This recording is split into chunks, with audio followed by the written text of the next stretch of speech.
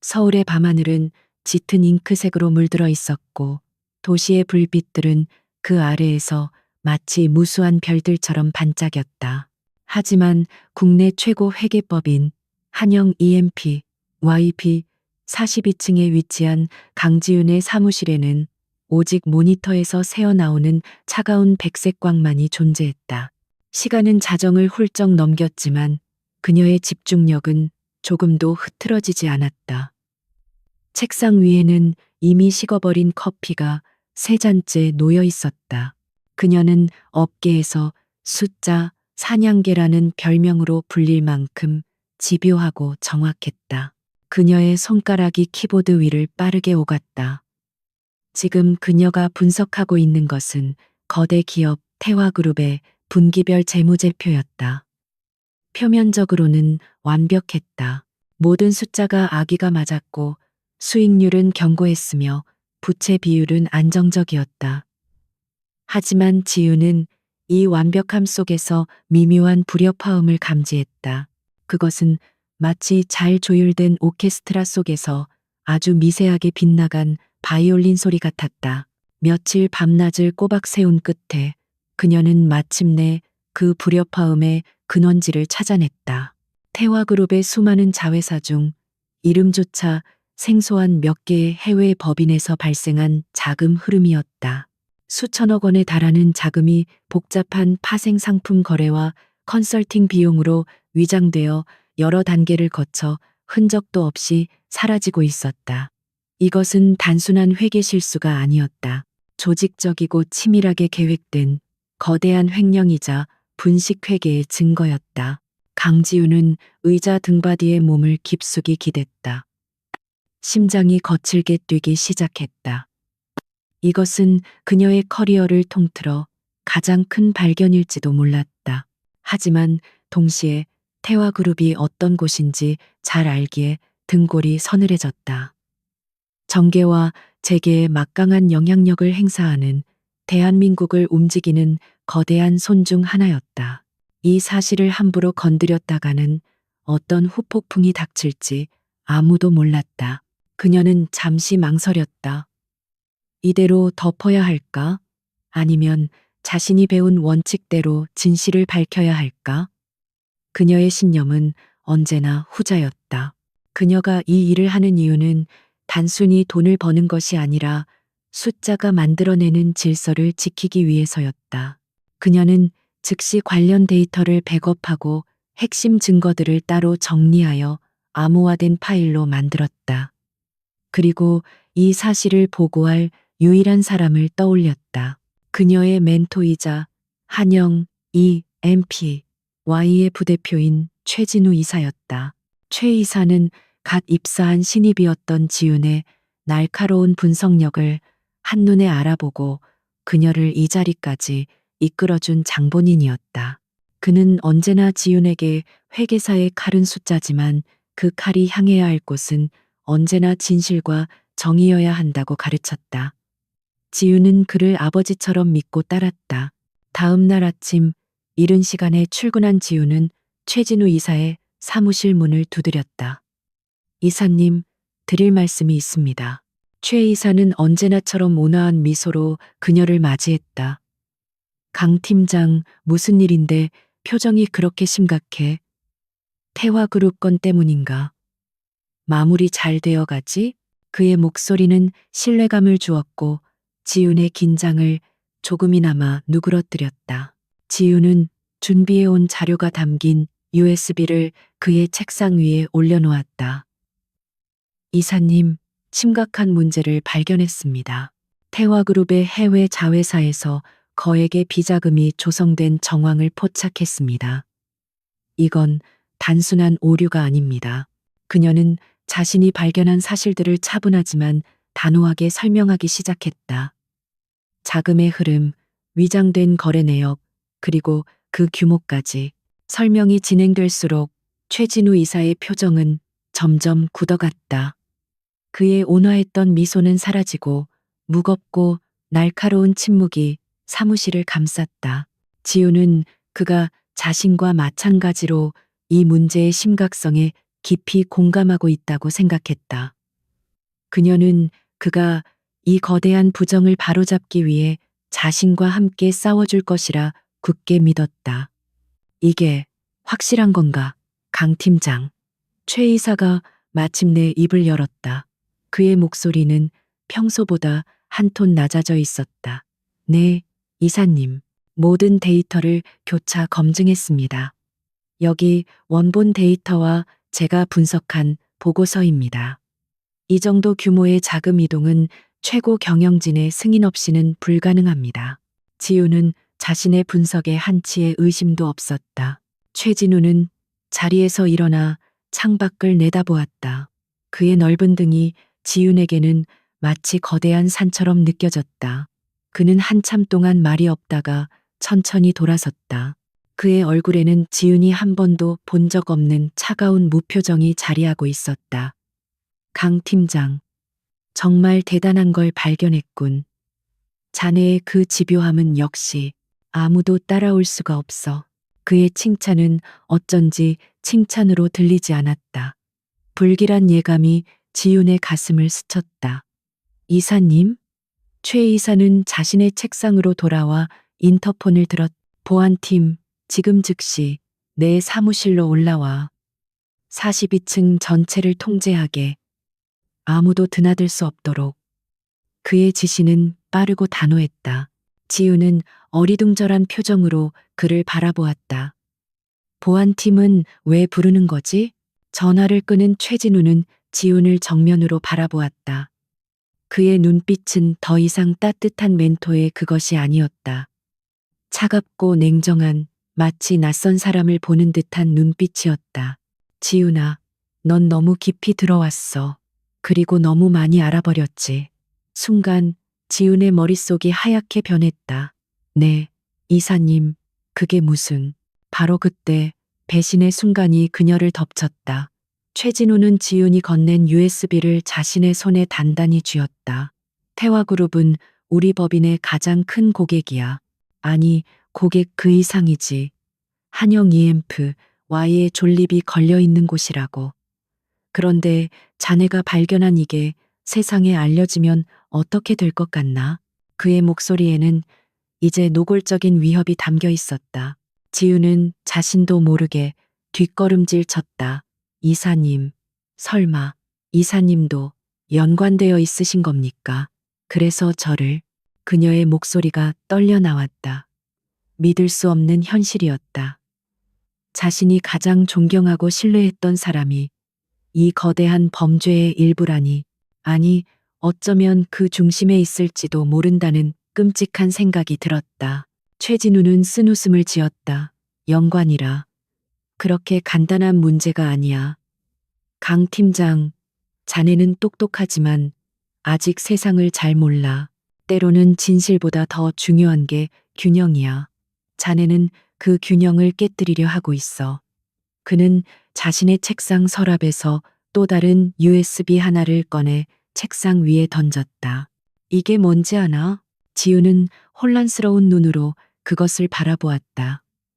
자네가 태화그룹의 기밀 데이터를 유출하려 했다는 증거지. 자네의 개인 계좌로 거액의 돈이 입금된 내역도 포함해서 말이야. 완벽하게 조작되었지. 최진우는 마치 연극 대사를 읊는 것처럼 태연하게 말했다.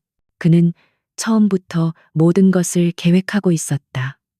지훈이 이 사실을 발견할 것을 예상하고 그녀를 희생양으로 삼을 준비를 하고 있었던 것이다. 말도 안 돼. 어떻게 저한테. 지우는 분노와 배신감에 몸을 떨었다. 내가 자네를 얼마나 아꼈는데. 하지만 어쩔 수 없었어. 자네의 그 집요함이 결국 자네 발목을 잡은 거야. 조용히 덮었으면 좋았을 텐데.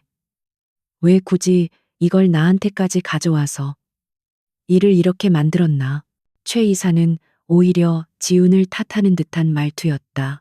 사무실 문 밖에서 여러 명의 거친 발소리가 들려왔다. 보안팀이 도착한 것이다. 그들은 일반적인 보안 요원들이 아니었다.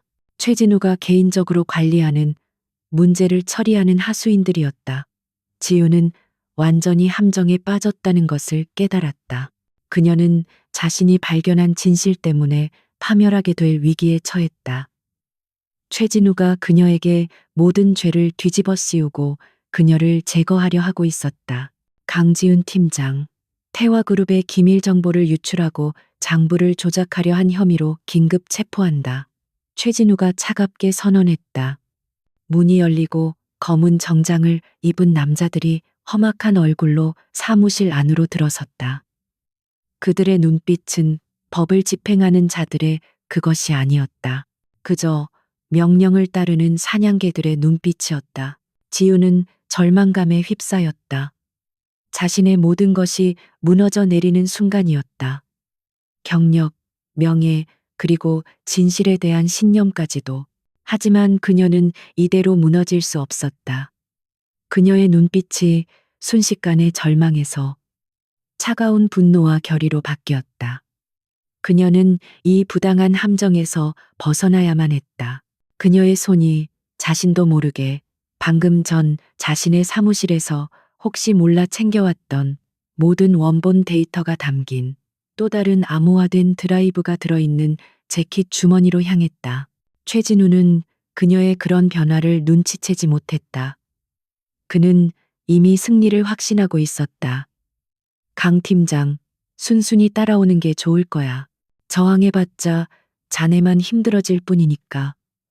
그의 목소리는 승리자의 여유로 가득 차 있었다. 하지만 그는 자신이 지금 상대하고 있는 숫자 사냥개가 얼마나 위험한지, 그리고 절박함이 그녀를 얼마나 대담하게 만들 수 있는지 간과하고 있었다. 최진우의 차가운 선언이 사무실의 공기를 얼어붙게 만들었다. 강지윤은 폐부 깊숙한 곳에서부터 차오르는 분노와 함께 아드레날린이 온몸으로 퍼져나가는 것을 느꼈다. 그녀는 더 이상 순진한 멘티가 아니었다. 그녀는 생존을 위해 싸워야 하는 함정에 빠진 사냥감이었다. 그녀의 눈은 이 사실 안의 지형을 빠르게 훑었다. 문은 두 명의 남자가 맑고 섰고 최진우는 책상 뒤에 있었다. 창문은 42층의 통유리라 탈출구가 될 수 없었다. 강 팀장, 얌전히 따라와. 한 남자가 거친 목소리로 말하며 그녀에게 다가왔다. 지우는 순순히 손을 내미는 척했다. 남자가 방심하고 그녀의 팔을 잡으려는 순간 지우는 몸을 낮추며 남자의 다리를 애프게 걷어찼다.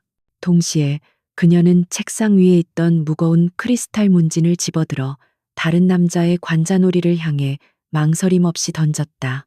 악, 비명과 함께 남자가 쓰러졌고 첫 번째 남자 역시 균형을 잃고 비틀거렸다. 이 모든 것은 찰나에 일어난 일이었다. 최진우가 경악하며 소리치기도 전에 지우는 이미 이 사실 문을 박차고 뛰쳐나갔다. 저걸 당장 잡아. 복도에는 비상벨이라도 울린 듯 긴장감이 감돌았다. 그녀는 자신의 사무실이 있는 복도 끝을 향해 전력으로 질주했다. 심장이 터질 듯이 뛰었지만 그녀의 머리는 얼음처럼 차가웠다. 그녀가 자신의 사무실로 가야 하는 이유는 단 하나였다. 그녀의 책상 서랍 안에 있는 차키와 지하 주차장 출입카드.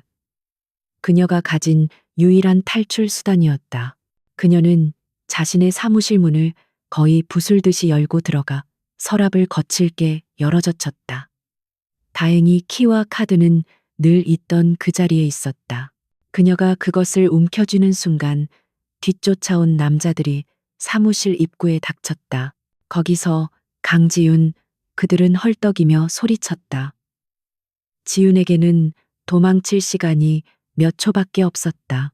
그녀는 중앙 엘리베이터로 향하는 대신 비상계단으로 통하는 문으로 몸을 날렸다. 중앙 엘리베이터는 이미 최진우가 통제하고 있을 것이 뻔했다. 비상계단 문이 쾅 닫히고 쇠로 된 문고리가 잠기는 소리가 들렸다. 남자들이 문을 두드리는 거친 소리가 계단참에 울려 퍼졌다. 그녀는 하이힐을 벗어 던졌다. 맨발이 차가운 시멘트 바닥에 닿았다. 그녀는 42층에서부터 끝없이 이어진 계단을 미친 듯이 뛰어내려가기 시작했다. 얼마나 내려왔을까.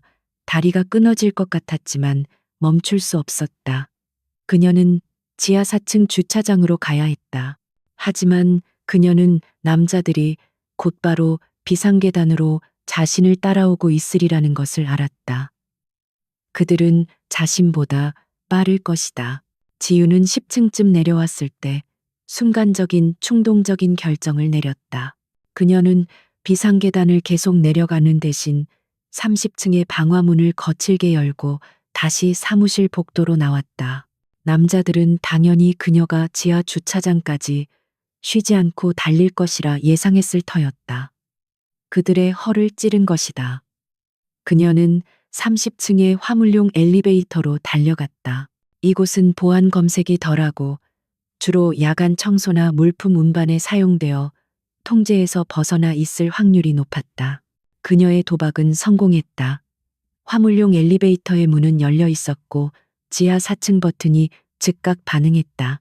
엘리베이터가 하강하는 동안 그녀는 거친 숨을 몰아쉬며 재킷 주머니 속에 단단히 들어있는 USB를 확인했다.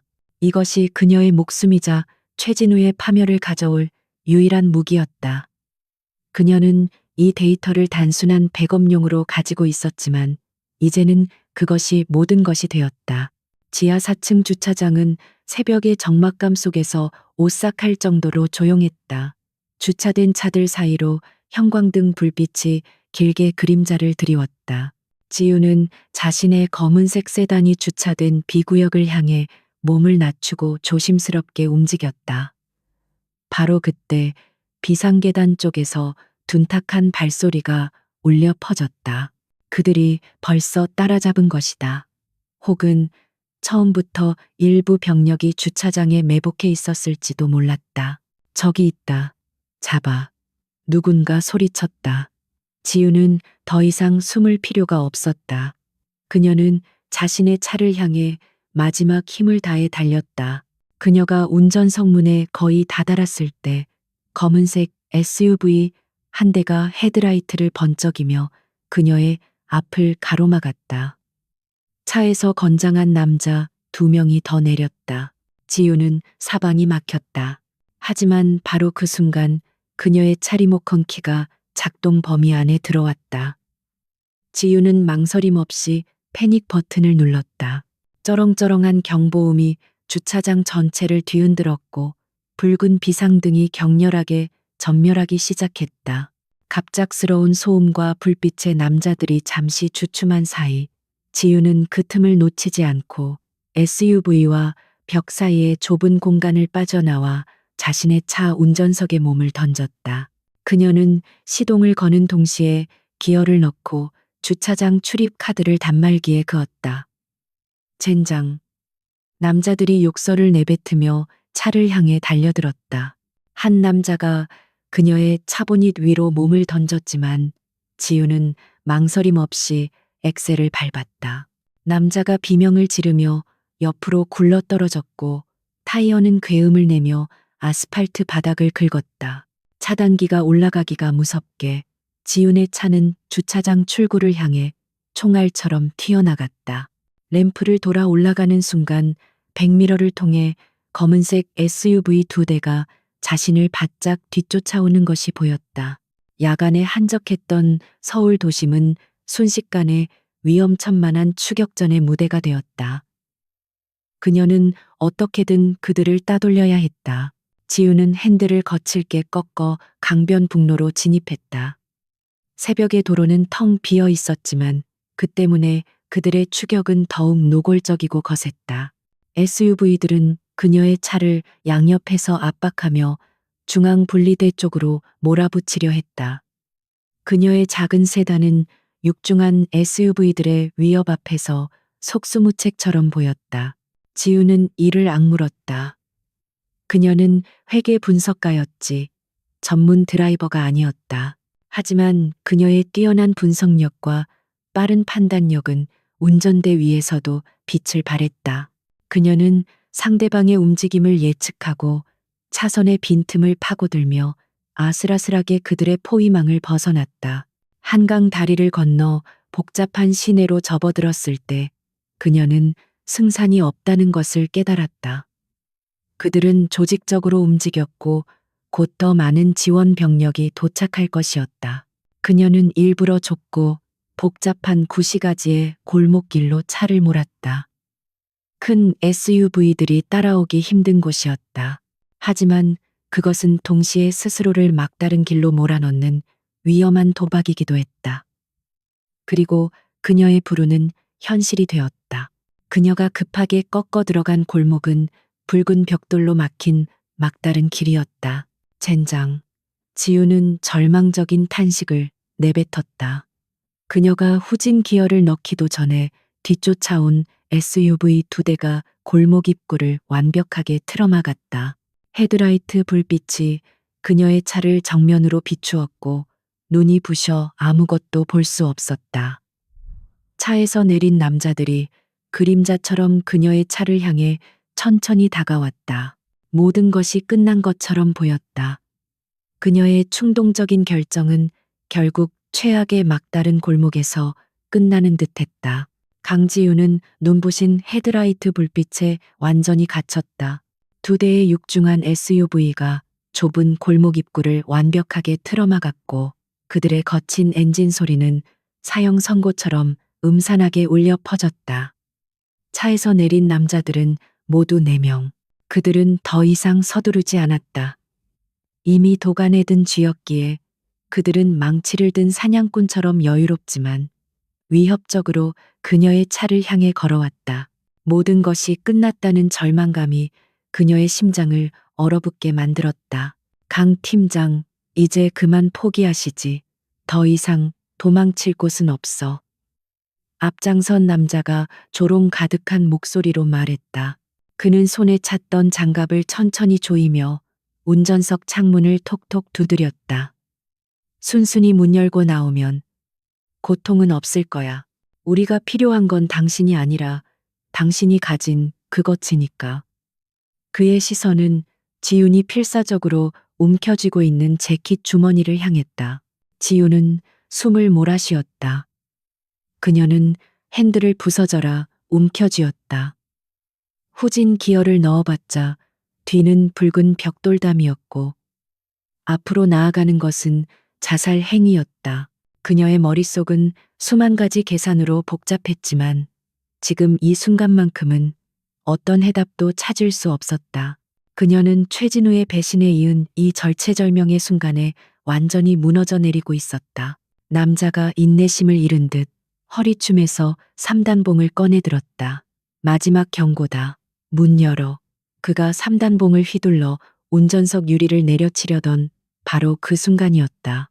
골목 입구 SUV들이 막아선 그 너머에서 날카로운 타이어 마찰음과 함께 육중한 충돌음이 터져 나왔다. 쾅 하는 굉음과 함께 골목 입구를 막고 있던 SUV 한 대가 종이장처럼 구겨지며 옆으로 밀려났다. 4명의 남자들은 물론 차 안에 갇혀 있던 지윤조차 이 예상치 못한 사태에 얼어붙었다. 그들의 시선이 모두 골목 입구로 향했다. 그곳에는 방금 전 SUV를 무자비하게 들이받은 칠흑처럼 검은색의 거대한 세단 한 대가 서 있었다.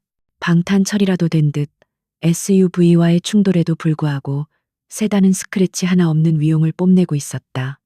헤드라이트가 꺼진 상태에서도 그 존재감은 압도적이었다. 뭐야, 저 새끼들은. 당황한 남자들이 욕설을 내뱉으며 자세를 고쳐 잡았다. 그들은 새로운 적의 등장에 혼란스러워했다. 바로 그때 검은 세단의 양쪽 문이 동시에 열리고 완벽한 검은색 정장을 입은 2명의 남자가 유령처럼 소리 없이 내렸다. 그들은 최진우의 하수인들과는 분위기부터 달랐다. 훈련된 특수 요원처럼 그들의 움직임에는 한치의 망설임이나 낭비가 없었다. 이 새끼들이 감히 누굴 방해해. 3단봉을 들었던 남자가 객기를 부리며 정장 사내에게 달려들었다. 하지만 그는 상대방의 1미터 앞에도 채 접근하지 못했다. 정장 사내는 마치 그림자가 움직이듯 남자의 공격을 가볍게 피하며 그의 팔을 꺾어 올렸다. 으악! 뼈가 부러지는 고통스러운 비명과 함께 남자가 바닥에 쓰러졌고 정장사내는 그의 목덜미를 무릎으로 찍어 눌러 완전히 제압했다. 나머지 3명의 남자들이 뒤늦게 상황을 파악하고 달려들었지만 결과는 마찬가지였다. 2명의 정장사내는 마치 잘 짜인 안무를 추는 것처럼 최소한의 동작으로 3명의 건장한 남성들을 순식간에 무력화시켰다. 가격, 꺾기, 제압, 그 모든 과정이 불과 10초도 걸리지 않았다. 그들은 불필요한 살상을 하는 대신 정확하게 상대방의 전투 능력만을 빼앗았다. 골목 안에는 다시 정적이 찾아왔다. 이번에는 쓰러진 남자들의 고통스러운 신음소리만이 그 정적을 깨뜨렸다. 강지윤은 자신의 차 안에서 이 모든 광경을 망연자실하게 지켜보았다. 그녀는 자신이 지금 꿈을 꾸고 있는 것인지 아니면 더 끔찍한 악몽 속으로 빠져들고 있는 것인지 분간할 수 없었다. 저들은 누구지? 최진우의 또 다른 패거리인가? 아니면 그때 그들의 뒤에 있던 검은 세단의 뒷좌석 문이 천천히 열렸다. 그리고 한 남자가 차에서 내렸다.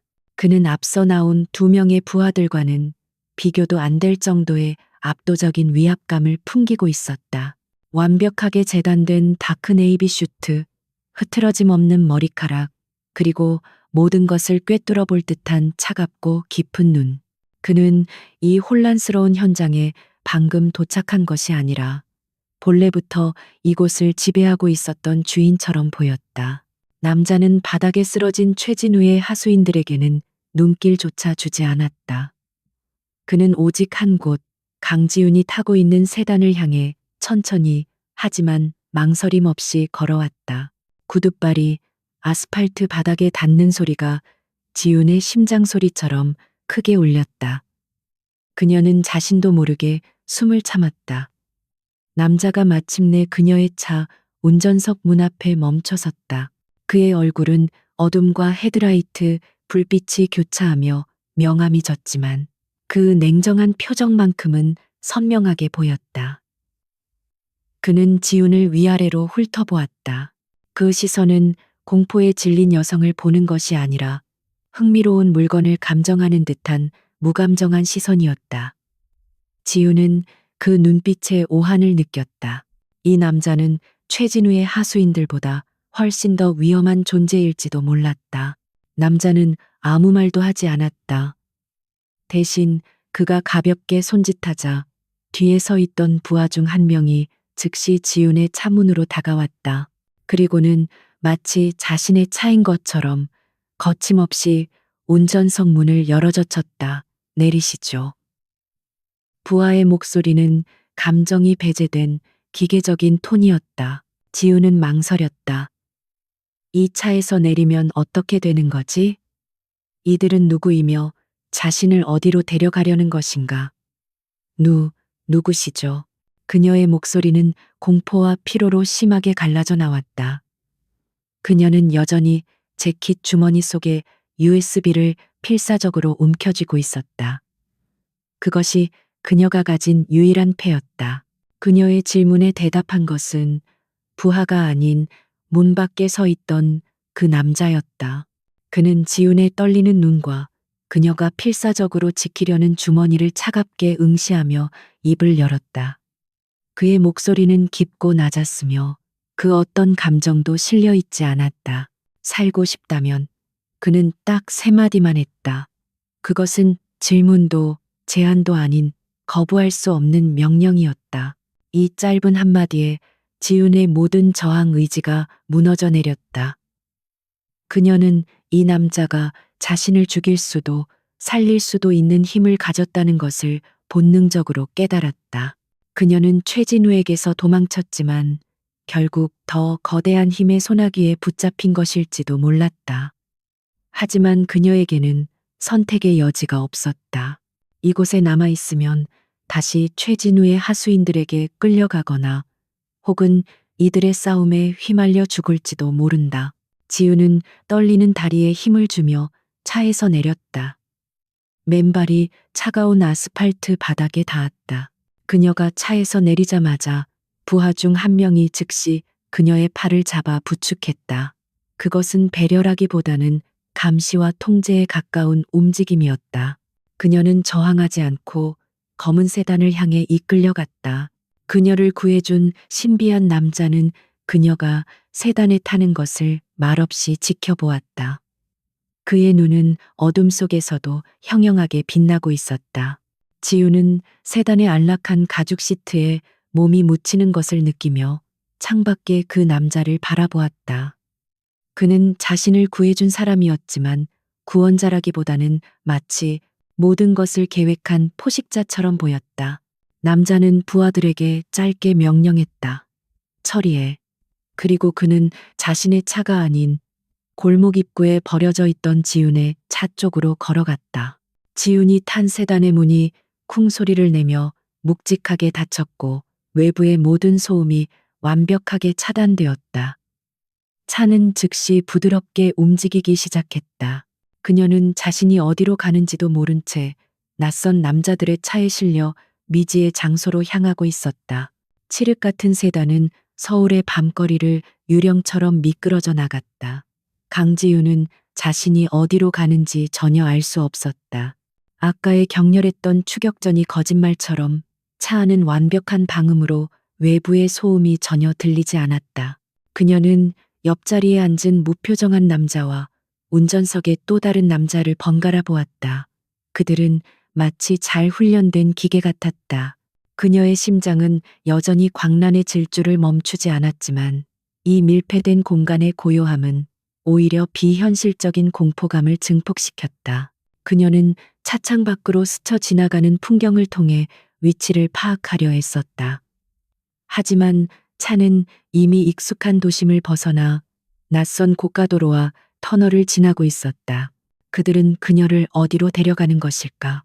최진우의 소나귀에서 벗어난 것은 분명했지만 지금 이 상황이 구출인지 납치인지조차 불분명했다. 그녀는 맨발의 차가운 감각과 아까의 사투로 옥신거리는 어깨를 느끼며 자신이 처한 현실을 직시하려 애썼다. 얼마나 달렸을까? 차는 화려하지만 인적이 드문 서울의 신흥 부촌 지역으로 보이는 곳으로 진입했다. 그리고는 거대하고 현대적인 빌딩의 지하 주차장으로 부드럽게 빨려 들어갔다.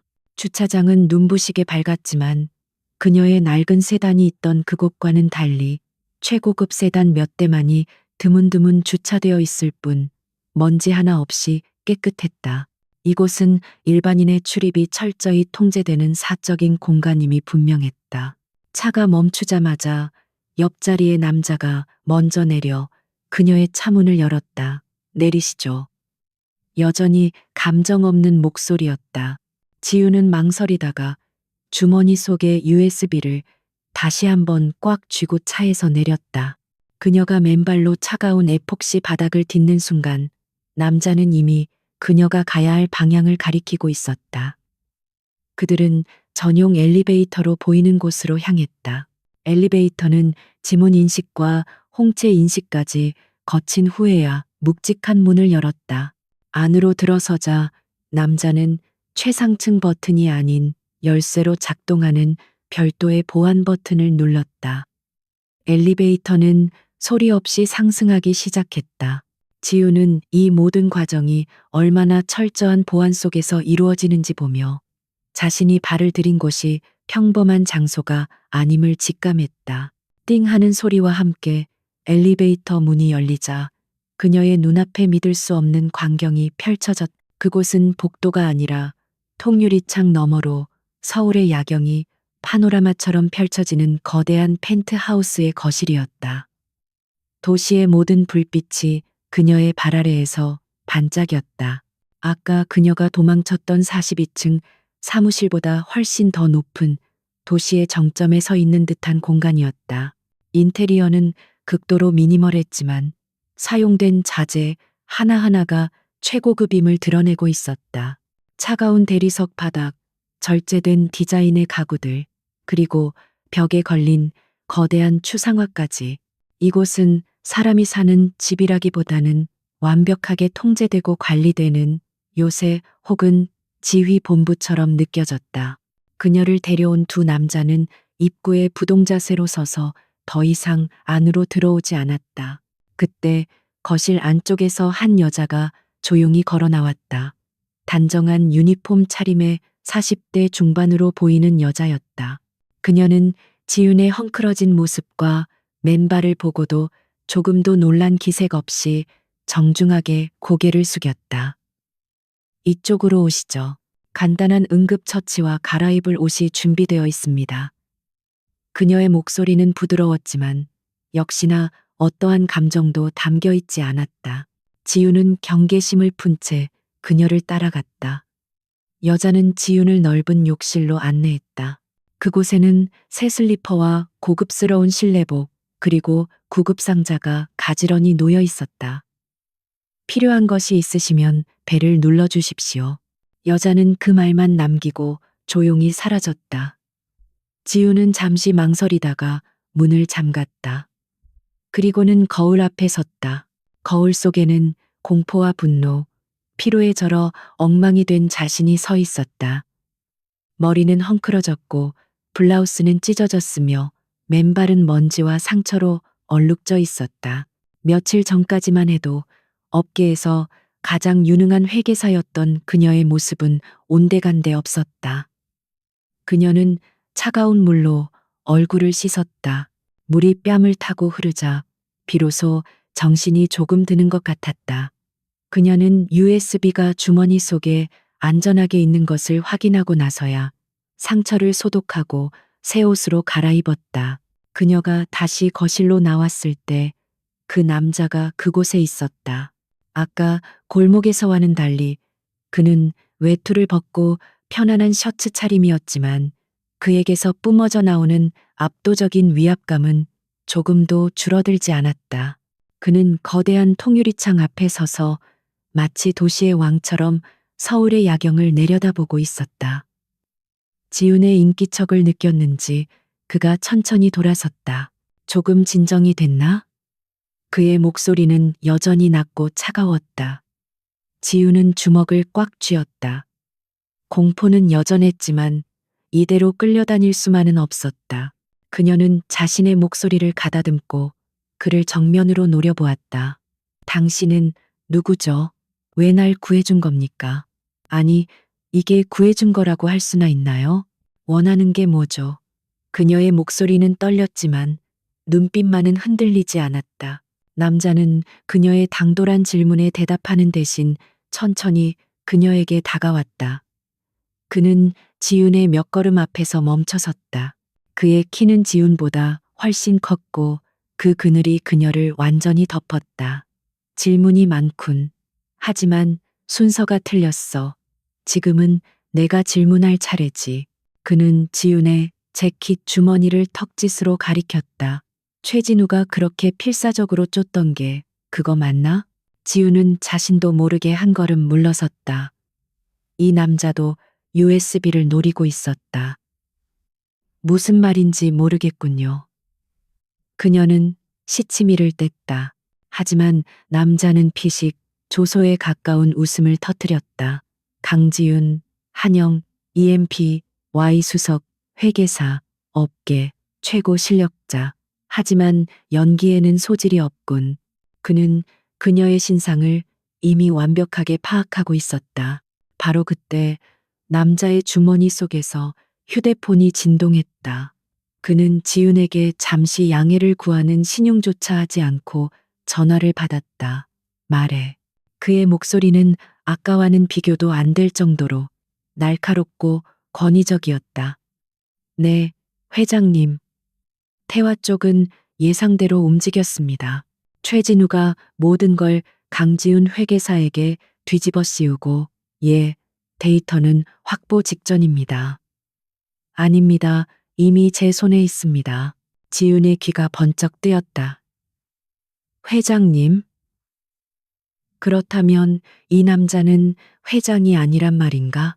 하지만 그의 말투는 누군가에게 보고하는 것이라기보다는 동등하거나 혹은 더 우월한 위치에서 상황을 통보하는 것에 가까웠다. 그리고 태화, 최진우, 데이터라는 단어들. 그는 모든 것을 알고 있었다. 전화를 끄는 남자는 다시 지훈을 바라보았다. 그의 눈빛은 더욱 깊어지고 복잡해져 있었다. 강지훈 씨, 당신은 지금 아주 위험한 물건을 들고 있어. 당신이 발견한 건 태화그룹 전체를 무너뜨릴 수도 혹은 당신을 흔적도 없이 사라지게 할 수도 있는 물건이야. 그는 잠시 말을 끊었다가 결정적인 한마디를 던졌다. 그 USB 나한테 넘겨. 지우는 본능적으로 주머니를 감쌌다. 싫다면요. 당신도 최진우와 한패 아닌가요? 아니면 태화그룹의 경쟁사. 그녀의 분석적인 두뇌가 빠르게 회전하기 시작했다. 이 남자는 최진우의 적이었지만 그것이 곧 지훈의 아군이라는 뜻은 아니었다. 남자는 그녀의 경계심에 흥미롭다는 듯 한쪽 입꼬리를 올렸다. 그는 거실 중앙의 테이블로 걸어가 그 위에 놓여있던 서류 가방을 집어들었다. 최고급 이탈리아 가죽으로 만들어진 군더더기 없는 디자인의 서류 가방이었다. 그는 가방을 열어 서류를 몇 장 꺼내더니 지훈에게 그것을 보여주지도 않고 다시 닫았다. 지훈의 시선은 그 서류 가방에 머물렀다. 그리고 그녀는 얼어붙었다. 가방의 한쪽 구석 잠금 장치 옆에 음각으로 새겨진 작지만 선명한 로고. 그것은 두 개의 날개가 서로 엇갈린 듯한 형상의 단순하지만 강렬한 로고였다. YJ. 대한민국 재계에서 YJ라는 이니셜이 의미하는 것은 단 하나였다.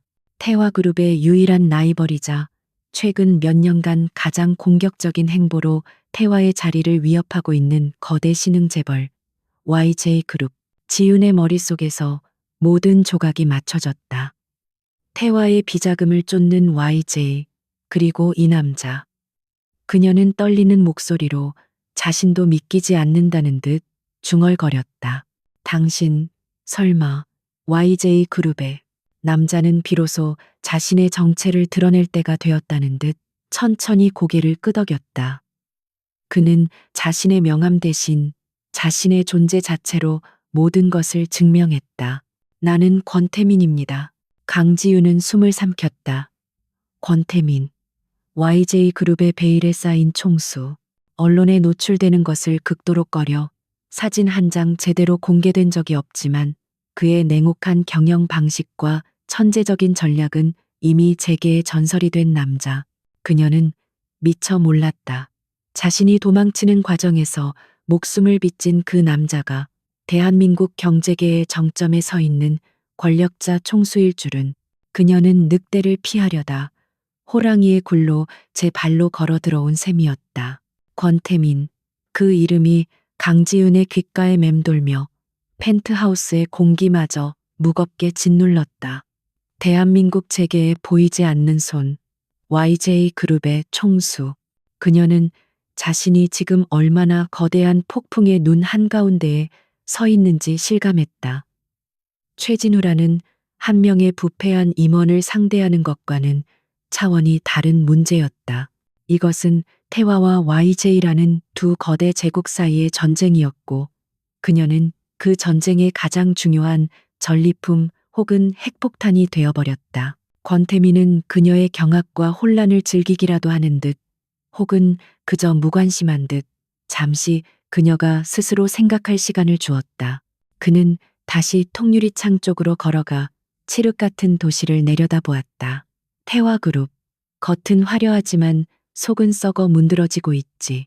최진우 같은 기생충들이 그 썩은 고름을 빨아먹고 몸집을 불리고 그의 목소리는 야경처럼 차갑고 단단했다. 지우는 간신히 목소리를 짜냈다.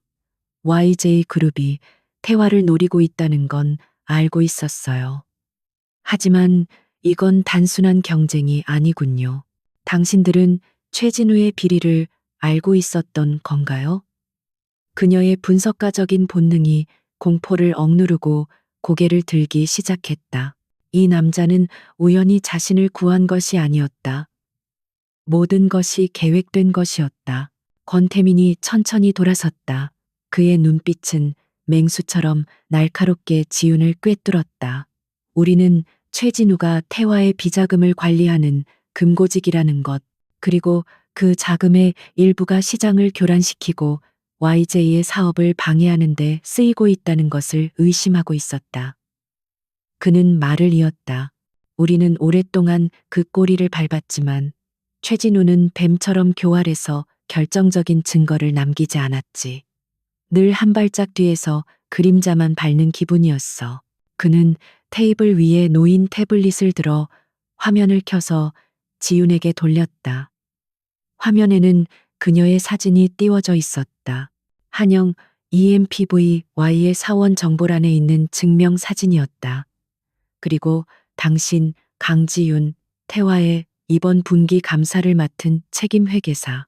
업계에서 가장 깨끗하고 가장 집요한 숫자 사냥개. 우리는 당신이 무언가를 발견할 것이라 예상하고 주시하고 있었다. 최진우가 당신을 가만두지 않을 것도 지우는 온몸에 소름이 돋았다. 그들은 그녀를 구한 것이 아니라 처음부터 미끼 혹은 탐지견처럼 이용하고 있었을지도 모른다는 생각이 들었다. 그래서 날 감시하고 있었군요. 내가 최진우에게 죽을 위기에 처할 때까지 기다렸다가 이 데이터를 손에 넣으려고 배신감에 이은 또 다른 이용이었다. 그녀의 목소리에 날카로운 가시가 돋쳤다. 권태민은 그녀의 분노에도 전혀 동요하지 않았다. 감시라기보다는 보호 관찰이라고 해두지. 당신이 예상보다 일찍 그리고 더 깊숙한 곳까지 파고들 줄은 몰랐지만 덕분에 최진우도 예상보다 빨리 움직였고 우리가 개입할 타이밍이 조금 앞당겨졌을 뿐이야. 그는 태블릿을 껐다. 그리고 우린 당신을 구한 게 맞아. 우리가 아니었다면 당신은 지금쯤 차가운 한강 물속에 있었을 테니까. 그의 냉혹한 현실 지적에 지우는 입술을 깨물었다. 틀린 말이 아니었다. 그가 아니었다면 자신은 이미 죽었거나 최진우에게 잡혀 모든 것을 빼앗기고 끔찍한 누명을 썼을 것이다. 하지만 이 남자를 믿을 수 있을까? 최진우에게 그토록 끔찍한 배신을 당한 직후에 또 다른 총수의 손을 잡으라고? 그녀는 최진우의 온화한 미소 뒤에 숨겨진 칼날을 떠올렸다. 이 남자의 무표정한 얼굴 뒤에는 무엇이 숨겨져 있을지 알 수 없었다. 내가 왜 당신을 믿어야 하죠? 지우는 주머니 속에 USB를 더욱 단단히 움켜쥐었다. 당신도 결국 이 데이터를 이용해 태화를 공격하고 당신의 제국을 확장하려는 것 뿐이잖아요. 최진우와 당신이 뭐가 다르죠? 하나는 나를 배신했고 하나는 나를 이용하려는 것 뿐인데 그녀의 눈에는 공포 대신 깊은 상처에서 비롯된 불신과 분노가 이글거렸다. 권태민은 그녀의 저항을 예상했다는 듯 조용히 그녀를 응시했다. 그는 지훈의 상처나 감정에 공감하는 대신 철저히 논리적인 제안을 꺼내놓았다. 다르지. 최진우는 당신을 제거하려 했지만 나는 당신이 필요해. 그는 것을 한쪽 벽을 가리켰다. 벽이 소리 없이 미끄러지며 열리자 그 안에는 거대한 슈퍼컴퓨터와 수십 개의 모니터로 가득 찬 최첨단 분석실이 모습을 드러냈다. 이건 지우는 자신의 눈을 의심했다. 웬만한 금융기관의 데이터 센터보다 더 정교한 시스템이었다. YJ의 비밀 분석팀, 그림자 유닛의 임시 거점이다. 우리는 태화의 모든 데이터를 수집해왔지만 그것들은 모두 흩어진 조각에 불과했지. 당신이 가진 그 USB가 바로 그 모든 조각을 하나로 꿰맬 마스터키다. 권태민이 분석실로 걸어가며 말했다. 그는 가장 큰 중앙 모니터를 켰다. 복잡한 네트워크망과 자금 흐름도가 화면을 가득 채웠다. 하지만 이 데이터를 손에 넣는다고 끝이 아니야. 최진우가 설계한 이 복잡한 돈 세탁 네트워크는 수백 개의 유령 회사와 암호화된 장부로 얽혀 있어. 이걸 완벽하게 해독하고 법정에서 증거로 쓰일 수 있도록 재구성하는 데는 시간이 걸려. 그리고 그 일을 해낼 사람은 대한민국에서 단 한 명뿐이지. 그의 시선이 다시 지윤에게 향했다. 바로 당신, 강지윤. 난 당신의 그 집요한 숫자 사냥 능력이 필요해. 난 이 데이터를 단순한 협박용 카드로 쓸 생각이 없어. 태화의 썩은 뿌리를 완전히 도려내고 최진우와 그 뒤에 있는 모든 것들을 법의 심판대에 세울 거야. 그러기 위해서는 당신의 전문성이 절대적으로 필요하다. 그것은 지윤이 예상했던 것과는 전혀 다른 제안이었다. 그는 데이터를 강제로 빼앗는 대신 그녀의 능력을 요구하고 있었다. 그는 지윤을 단순한 피해자나 정보 제공자가 아닌 이 전쟁의 핵심 전략가로 대우하고 있었다. 지윤의 심장이 다시 뛰기 시작했다. 이번에는 공포가 아닌 다른 종류의 긴장감이었다. 그녀는 최진우에게 배신당했다. 그녀의 정의감과 신념은 산산조각 났다. 하지만 그녀 안에는 여전히 진실을 파헤치고 숫자로 거짓을 응징하려는 회계사의 본능이 남아 있었다. 최진우를, 그리고 자신을 이렇게 만든 그 거대한 시스템을 무너뜨리고 싶다는 강렬한 욕망이 불타올랐다. 권태민은 그녀에게 그 기회를 주겠다고 말하고 있었다. 내가 당신을 도우면 나에게 돌아오는 건 뭐죠? 지유는 여전히 경계를 늦추지 않았다. 당신에게는 완벽한 보호를 제공하지. 권태민은 망설임 없이 대답했다. 당신은 지금 대한민국에서 가장 위험한 증인이야. 최진우는 물론이고 태화그룹 전체가 당신을 노릴 거다. 이곳은 YJ그룹의 가장 안전한 세이프 하우스야. 그 누구도 이곳을 찾아내거나 뚫을 수 없어. 당신이 작업을 마칠 때까지, 그리고 당신이 완전히 안전해질 때까지 내가 당신을 지킬 거야. 그는 한 걸음 더 다가왔다. 그리고 두 번째, 당신에게는 복수할 기회를 주지. 당신을 배신하고 나락으로 떨어뜨린 최진우에게 당신의 손으로 직접 심판을 내릴 기회 말이야. 당신의 분석으로 그의 모든 것을 무너뜨릴 수 있어. 정의? 그런 거창한 건 모르겠다. 하지만 이건 확실한 거래야. 당신의 데이터와 능력, 그리고 나의 힘과 자원. 어때? 이 어쩔 수 없는 동맹. 받아들이겠나? 지유는 권태민의 눈을 똑바로 바라보았다. 그 눈에는 어떤 감정도 없었지만 거짓이나 기만도 느껴지지 않았다. 그는 철저히 실용적이고 목적 지향적인 사람이었다. 그녀는 여전히 그를 완전히 믿을 수 없었다. 하지만 그녀는 자신이 혼자서는 이 거대한 적을 절대 감당할 수 없다는 것을 알았다. 그녀에게는 선택지가 없었다. 살아남기 위해서, 그리고 진실을 밝히기 위해서 그녀는 천천히, 하지만 단호하게 재킷 주머니에서 USB를 꺼냈다. 그것은 그녀의 목숨을 위협했던 흉기이자 이제는 그녀의 유일한 무기였다. 그녀는 그것을 권태민에게 건네는 대신 분석실의 거대한 컴퓨터 본체를 가리켰다. 이걸 당신에게 주진 않겠어요. 하지만 이 안의 데이터를 분석하는 건 돕도록 하죠. 그녀는 권태민의 제안을 받아들였다. 하지만 그것은 굴복이 아니었다. 스스로의 가치를 증명하고 자신의 손으로 복수를 쟁취하기 위한 위험천만한 거래의 시작이었다. 단, 조건이 있어요. 그녀는 차가운 목소리로 덧붙였다. 모든 분석은 내 주도하에 이루어져요. 그리고 이 정보가 YJ의 이익만을 위해 쓰이는 일은 없어야 해요. 최진우와 태화의 불법은 반드시 세상에 공개되어야 해요. 권태민의 입가에 처음으로 희미한 만족감에 가까운 미소가 스쳐 지나갔다. 그는 고개를 끄덕였다. 좋아. 거래 성립이군. 강지윤 씨, YJ그룹의 그림자 유닛대 온 것을 환영하지. 두 사람 사이에 차갑고도 위험한 어쩔 수 없는 동맹이 맺어지는 순간이었다. 새벽빛이 최진우 이사의 집무실 창문으로 스며들었지만 방 안의 공기는 어둠보다 더 차가웠다. 최고급 마호가니 책상 위에는 잿더리가 넘칠 듯 담배꽁초로 가득했다. 최진우는 붉게 충혈된 눈으로 고개를 숙인 채 서 있는 부하들을 노려보고 있었다. 그의 얼굴은 평소의 온화함은 온데간데 없이 잔인한 분노로 일그러져 있었다. 놓쳐?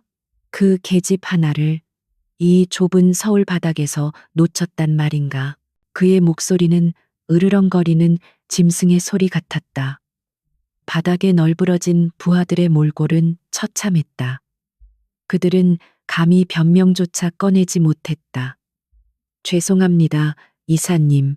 하지만 갑자기 정체불명의 세력이 끼어들었습니다.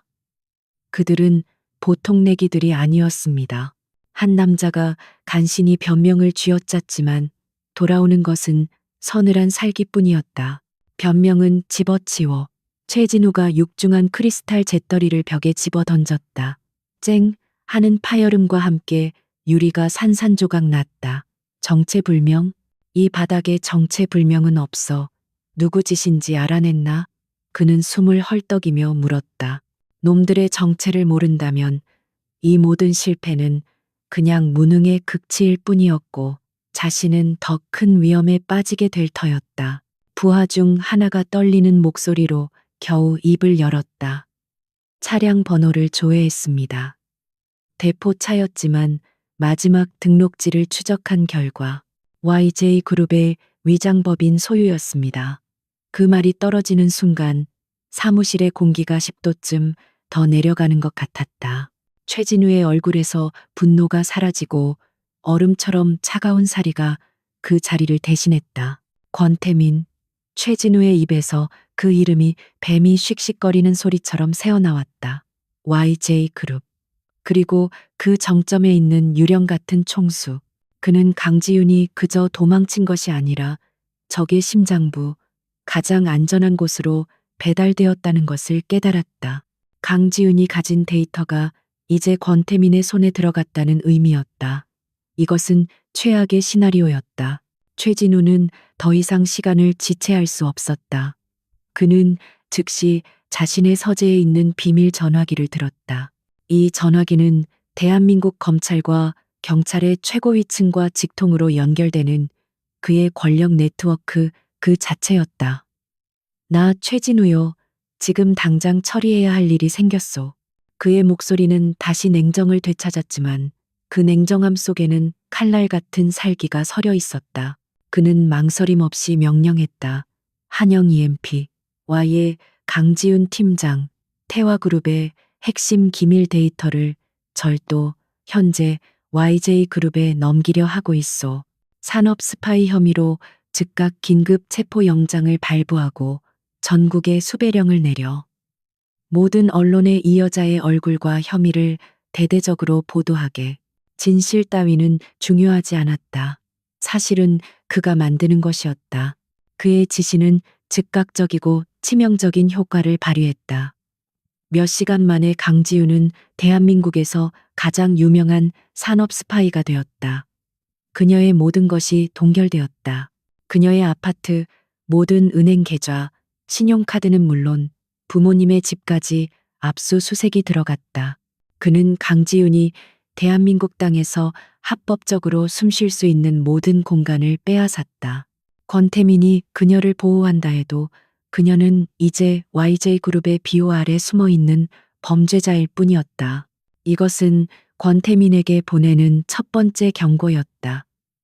감히 자신의 영역을 침범하고 자신의 먹잇감을 가로챈 것에 대한 피비린내 나는 보복의 시작이었다. 하지만 최진우는 강지윤을 잡는 것이 궁극적인 목표가 아님을 잘 알았다. 진짜 적은 권태민이었다. 그는 YJ의 숨통을 조일 더 크고 정교한 함정을 준비해야 했다. 그는 자신의 책상 서랍 깊숙한 곳에서 또 다른 암호화된 USB를 꺼냈다. 이것은 강지윤이 가져간 데이터의 원본이자 태화그룹의 거대한 비자금 네트워크를 통제하는 마스터키였다. 그는 권태민이 지금쯤 강지윤의 데이터를 분석하며 승리를 확신하고 있을 것을 상상했다. 어리석은 놈. 네가 보는 건 내가 던져준 뼈다귀에 불과해. 최진우는 비웃었다. 그는 권태민이 태화의 약점을 공격하리라 예상했고 바로 그 지점에 치명적인 함정을 파두었다. YJ그룹은 최근 세움건설이라는 중견 건설사에 대한 적대적 A를 비밀리에 추진 중이었다. 표면적으로 세움건설은 재정난에 허덕이는 평범한 회사처럼 보였지만 실상은 최진우가 태화의 비자금을 세탁하는 핵심 통로 중 하나였다. 권태민은 세움건설을 인수함으로써 태화의 자금줄 하나를 끊고 동시에 건설 부문에서의 입지를 다지려 하고 있었다.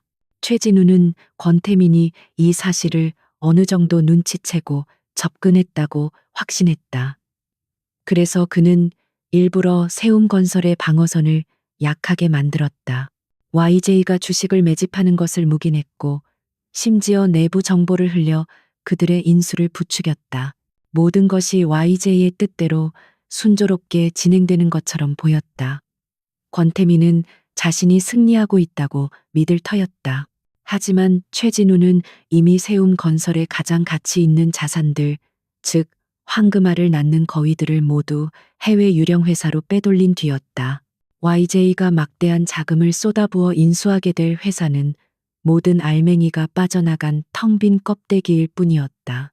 게다가 그 유령 회사들은 YJ의 또 다른 경쟁사들과 연결되어 있었다. YJ는 MAPA에 실패할 뿐만 아니라 막대한 자금 손실과 함께 불법적인 MMPA 시도 및 주가 조작이라는 역공까지 당하게 될 판이었다. 최진우는 권태민이 강지훈의 데이터에 현혹된 사이 YJ의 심장에 비수를 꽂을 준비를 마친 것이다. 한편 YJ그룹의 펜트하우스, 그림자 유닛의 분석실은 숨막히는 긴장감으로 가득 찼다. 강지윤은 꼬박 이틀 밤을 새우며 자신의 데이터를 YJ의 시스템과 연결하여 분석하고 있었다. 그녀의 눈은 붉게 충혈되었지만 그 어느 때보다도 날카롭게 빛났다. 그녀는 숫자의 바닷속에서 최진우가 숨겨둔 악의적인 흐름들을 하나씩 끄집어내고 있었다. 권태민은 팔짱을 낀 채 그녀가 모니터 위에서 숫자를 춤추게 하는 모습을 조용히 지켜보고 있었다. 그는 그녀의 경이로운 집중력과 분석 속도에 감탄하고 있었다. 그녀는 단순한 회계사가 아니었다. 숫자로 전쟁을 치르는 장군이었다. 찾았어요. 지윤의 목소리가 정적을 깼다. 최진우가 조성한 비자금의 규모, 상상을 초월해요. 그리고 이 자금의 일부가 바로 그때 분석실 한쪽 벽면을 가득 채운 뉴스, 모니터에서 긴급 속보가 터져나왔다. 앵커의 격앙된 목소리와 함께 지윤의 얼굴이 화면을 가득 채웠다. 속보 한영희, AAPB, Y 강지윤 팀장, 태화그룹 핵심 기밀 유출 혐의, 산업 스파이로 긴급 수배. 화면 속 그녀의 사진은 5년 전 입사 때 찍은 웃고 있는 증명사진이었다. 그 미소는 지금의 상황과 끔찍한 대조를 이루었다. 지우는 그 자리에 얼어붙었다. 자신의 얼굴이 범죄자로 낙인 찍혀 전국에 방송되는 것을 보며 숨이 멎는 것 같았다. 이게 무슨. 그녀의 손이 떨리기 시작했다. 최진우의 반격은 그녀가 상상했던 것보다 훨씬 더 빠르고 잔인하고 공개적이었다. 그는 그녀를 사회적으로 완전히 매장시키려 하고 있었다.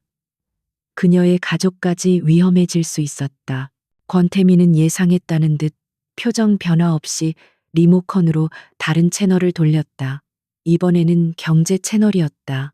긴급 YJ그룹의 세움 건설 적대적 MMA 시도. 불법 자금 동원 의혹, 검찰 수사 착수. 지윤이 자신의 뉴스에서 충격을 받기도 전에 YJ그룹을 겨냥한 더 큰 폭탄이 터졌다. YJ의 주가가 실시간으로 폭락하는 그래프가 화면에 나타났다. 이건 지우는 권태민을 바라보았다. 함정이에요. 최진우가 우릴 기다리고 있었던 거예요. 그녀는 즉시 세움건설의 재무제표를 YJ 시스템에서 불러냈다. 그녀의 손가락이 키보드 위에서 보이지 않을 정도로 빠르게 움직였다. 그녀는 자신의 데이터베이스와 YJ의 MMPA 데이터를 교차 분석하기 시작했다. 그녀의 얼굴이 하얗게 질렸다. 맙소사, 이 회사. 장부상으로는 깨끗하지만 YJ가 입찰한 금액은 이 회사의 실질 가치보다 훨씬 높아요. 이건 미끼였어요. 최진우가 당신을 끌어들인 거라고요. 그가 일부러 흘린 정보에 YJ의 MMPA 팀이 낚인 거예요. 권태민의 얼굴이 처음으로 차갑게 굳어졌다. 그는 자신이 사냥꾼이라고 생각했지만 어느새 최진우가 쳐놓은 거대한 덫 안으로 걸어들어온 사냥감이었을지도 모른다는 것을 깨달았다. 최진우는 강지윤을 공공의 적으로 만들었을 뿐만 아니라 YJ 그룹 전체를 위기에 빠뜨릴 정교한 함정을 동시에 터뜨린 것이다. 이제 이것은 단순한 데이터 싸움이 아니었다. YJ 그룹의 명운을 건 전면전이었다. 그림자 유닛대 분석실은 얼음장 같은 정적에 휩싸였다. 강지윤의 얼굴을 산업 스파이로 낙인 찍은 뉴스 속보와 YJ 그룹의 주가 폭락을 알리는 그래프가 수십 개의 모니터에서 동시에 번쩍였다. 최진우가 쳐놓은 덫은 2중, 3중으로 얽혀 있어 숨 쉴 틈조차 주지 않았다. 권태민의 개인 휴대폰이 쉴 새 없이 울렸지만 그는 화면을 확인하지도 않고 꺼버렸다. 그의 시선은 오직 폭락하는 주가 그래프에 고정되어 있었다. 그의 냉정한 표정에도 불구하고 턱 근육이 미세하게 꿈틀거렸다. 이사회와 법무팀의 아우성이 여기까지 들리는 듯했다. 젠장, 지우는 자신도 모르게 욕설을 내뱉었다. 하지만 그녀는 자신을 향한 마녀사냥 뉴스 때문이 아니었다. 그녀의 눈은 오로지 세움건설의 데이터에 고정되어 있었다. 분노가 그녀의 피로를 집어삼켰다. 최진우는 그녀의 명예뿐만 아니라 그녀가 목숨 걸고 지키려 했던 숫자의 정의마저 유린하고 있었다. 그가 우리를 얕봤어요. 아니, 나를 얕봤어. 그녀는 미친 듯이 키보드를 두드리기 시작했다. YJ의 A팀이 분석한 세움건설 데이터는 겉보기에 완벽한 미끼였다. 하지만 지우는 그들이 보지 못한 것을 보고 있었다. 그녀는 자신이 태화그룹에서 빼돌린 원본 데이터 최진우가 해외로 빼돌린 수천억 원의 비자금 장부와 세움건설의 자산, 이동 내역을 교차 분석하기 시작했다. 그럴 리가 없어. 자금의 흐름이 너무 깨끗해. 최진우가 이렇게 허술하게 덫을 만들었을 리가. 아니야. 그녀는 중얼거렸다. 최진우가 YJ를 속이기 위해 만든 가짜 장부가 아니라 그가 진짜로 자산을 빼돌린 흔적을 찾아야 했다. 유령회사. 그녀는 태화 비자금이 흘러 들어간 수백 개의 페이퍼 컴퍼니 리스트를 세움. 건설의 과거 거래 내역과 하나하나 대조했다. 권태민은 그녀의 광기 어린 집중에 감히 말도 걸지 못하고 그저 그녀가 만들어내는 데이터에 폭풍을 지켜보았다. 그리고 마침내 지윤의 손가락이 멈췄다. 그녀의 눈이 믿을 수 없다는 듯 크게 뜨였다. 찾았어. 찾았다고. 그녀는 자리에서 벌떡 일어섰다. 그녀는 중앙 모니터에 두 개의 자금 흐름도를 나란히 띄웠다. 왼쪽은 태화그룹에서 빼돌려진 비자금의 흐름도였고 오른쪽은 세움건설에서 사라진 핵심 자산들의 이동 경로였다. 권태민 씨, 이것 좀 봐요. 그녀가 한 지점을 가리켰다. 이 두 흐름이 바로 이 지점에서 만나요. 스위스에 있는 이 페이퍼 컴퍼니 알테라 홀딩스. 최진우가 태화에서 횡령한 돈을 세탁하던 바로 그 회사가 세움건설의 자산을 헐값에 사들인 주체였어요. 이것은 결정적인 증거였다. 최진우는 두 개의 범죄를 따로 저지른 것이 아니었다. 그는 태화의 돈으로 태화의 경쟁사 YJ를 공격할 함정 세움 건설을 만들고 그 함정의 부산물 세움의 자산마저 자신의 비자금 계좌로 빼돌린 것이다. 완벽한 일석삼조의 범죄 계획이었다. 하지만 그는 강지훈이 두 개의 데이터베이스를 동시에 가지고 있을 줄은 상상도 못했던 것이다. 하지만 이게 다가 아니에요. 지훈의 목소리가 한층 더 낮아졌다. 그녀는 알테라 홀딩스의 자금 흐름을 더 깊이 파고들었다. 그리고 그녀는 거대한 빙산의 일각을 발견했다. 이 돈들이 여기로 가요. 미래 희망 연기금, 맙소사, 이건 국민들의 노후 자금이잖아요. 그녀가 발견한 것은 단순한 횡령이나 배임이 아니었다. 최진우는 태화와 세움건설에서 빼돌린 검은 돈을 연기금에 투자하여 합법적인 수익으로 세탁하고 있었을 뿐만 아니라 그 연기금의 의결권을 자신의 네트워크를 통해 장악하고 있었다.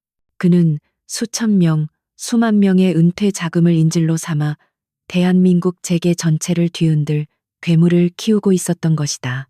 권태민의 눈이 차갑게 빛났다. 그 역시 이 정도 규모일 줄은 몰랐다. 이것은 이제 YJ그룹과 태화그룹의 싸움이 아니었다. 그는 기업 사냥을 넘어 국가 경제 자체를 가지고 도박을 하고 있었군. 그의 목소리는 분노를 넘어선 냉혹한 결의에 차 있었다. 그는 최진우가 자신을 덫에 빠뜨렸다고 생각했지만 이제 보니 최진우는 자신도 감당 못할 더 큰 함정을 스스로 판 셈이었다. 강지윤 씨, 권태민이 그녀를 바라보았다. 당신의 데이터가 최진우의 발목을 잡을 족쇄가 되겠군. 지우는 고개를 저었다. 아니요. 족쇄가 아니라 그의 목을 자를 단두대가 될 거예요. 그녀의 눈에는 더 이상 두려움이나 망설임이 없었다. 최진우는 지금 자신이 승리했다고 생각하며 축배를 들고 있겠죠. YJ는 MMP, A 실패와 검찰 수사로 휘청거리고 저는 산업 스파이로 도망자 신세가 됐으니까요. 맞아. 권태민이 그녀의 의도를 파악했다. 그의 오만함이 바로 우리의 무기다. 그는 즉시 그림자 윤일의 다른 팀원들에게 지시를 내리기 시작했다.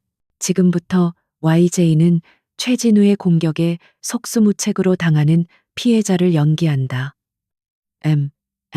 A 실패를 공식 인정하고 주가 방어에만 급급한 모습을 보여. 법무팀은 검찰 수사에 최대한 비협조적으로 굴면서 시간을 끌어. 그리고 그는 지훈을 바라보며 전략의 핵심을 짚었다. 최진우가 가장 의기양양해지는 순간이 언제일까? 지훈이 즉시 대답했다. 다음 주에 열릴 태화그룹 정기주주총회. 그는 이번 일의 공로를 인정받아 아마도 부사장에서 사장으로 승진하거나 그에 준하는 보상을 받겠죠. 그 자리는 그의 대관식이 될 거예요. 권태민의 입가에 차가운 미소가 걸렸다. 바로 그 대관식을 그의 처형식으로 만들지. 그는 자신의 법무팀과 MMP, A팀을 총동원할 계획을 세웠다. YJ는 세움건설의 주식을 이미 상당 부분 매입했어. 손해를 봤지만 그 주식으로 우린 세움건설의 2대 주주가 됐지. 그리고 세움건설은 태화그룹과 연결 감사 대상이야. 우리는 세움의 주주 자격으로 태화의 주주총회에 감사 보고서 이의를 제기할 자격이 있어. 그들의 전략적 반격이 시작된 것이다. 그들은 최진우가 파놓은 함정 세움, 건설, 인수를 역이용하여 적의 심장부 태화 주주총회로 들어갈 트로이 목마로 삼을 계획이었다. 지우는 앞으로 남은 며칠 동안 자신이 가진 모든 데이터를 단 하나의 완벽한 프리젠테이션으로 만들어야 했다. 최진우의 횡령, 세움건설 사기, 그리고 연기금 유용까지. 그 모든 것을 연결하는 단 하나의 진실을. 권태민 씨, 지윤이 마지막으로 그를 불렀다. 이 프리젠테이션은 내가 직접 해야겠어요. 그가 나에게 씌운 누명을 내 입으로 직접 벗겨내야겠어요. 권태민은 잠시 그녀를 응시했다. 지금 그녀는 대한민국 전체의 수배자였다. 주주총회장에 나타나는 것 자체가 자살 행위일 수도 있었다. 하지만 그는 그녀의 눈에서 불타는 결의를 보았다. 좋아, 무대는 우리가 준비하지. 주인공은 당신이 맡도록. 분석실의 분위기는 바뀌었다. 더 이상 방어가 아닌 총공격을 준비하는 야전 사령부의 비장함이 감돌았다. 최진우는 자신이 쳐놓은 덫에 걸려든 YJ를 비웃고 있었지만 그 덫 아래에서 강지윤이라는 가장 날카로운 칼날이 자신의 심장을 향해 올라오고 있다는 사실은 까맣게 모르고 있었다. 태화그룹의 정기 주주총회가 열리는 그랜드 인터컨티넨탈 호텔의 그랜드 볼룸은 수백 명의 주주와 이사진 그리고 날카로운 질문을 준비하는 기자들로 가득 찼다. 공기 중에는 미묘한 긴장감과 함께 막대한 자본이 움직이는 특유의 무거운 분위기가 감돌았다. YJ그룹의 세움건설 인수 실패와 산업 스파이 강지윤 사건은 대한민국 경제계의 가장 뜨거운 이슈였고 오늘 이 자리에서 태화그룹이 어떤 공식 입장을 내놓을지 모두가 주목하고 있었다. 단상 중앙 가장 높은 자리에 앉은 태화그룹의 회장은 만족스러운 표정으로 장내를 둘러보았고 그 옆에 앉은 최진우 이사는 완벽한 승리자의 모습을 하고 있었다. 그는 흠잡을 데 없는 최고급 슈트를 입고 여유로운 미소를 지으며 자신을 향해 터지는 플래시 세례를 즐기고 있었다. 지난 일주일간 YJ그룹을 궁지로 몰아넣고 강지윤을 사회적으로 매장시킨 그는 오늘 이 자리가 자신의 대관식이 될 것임을 의심치 않았다. 주주 여러분, 그리고 내외 귀빈 여러분. 태화그룹은 지난 분기 어려운 경제 여건 속에서도 창사 이래 최대의 영업이익을 달성했습니다. 최진우가 단상으로 나와 준비된 프레젠테이션을 시작했다. 그의 목소리는 자신감으로 가득 차 있었고 그가 제시하는 그래프들은 모두 화려한 우상향 곡선을 그리고 있었다. 물론 그 숫자들은 모두 그가 정교하게 빚어낸 허상에 불과했다. 그는 YJ 그룹과의 분쟁을 능숙하게 언급했다.